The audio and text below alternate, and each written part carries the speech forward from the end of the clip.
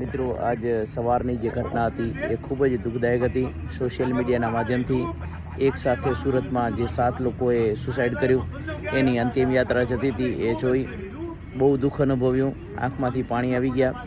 પરંતુ તેમ છતાં પણ હું બધાને એક ખાસ મેસેજ આપવા માગું છું મારી યુટ્યુબ ચેનલના માધ્યમથી કે કોઈ પણ સિચ્યુએશન બને, કોઈ પણ ઘટના ઘટે, કદાચ હું શું કહું છું 2-4 કરોડ રૂપિયા પણ કેમ લોકો નથી માંગતા, બરાબર?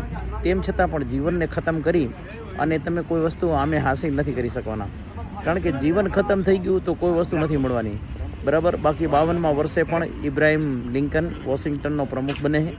65મા વર્ષે પણ KFCનો જે કાકા દેખાય છે એ KFC ખોલે છે, બરાબર?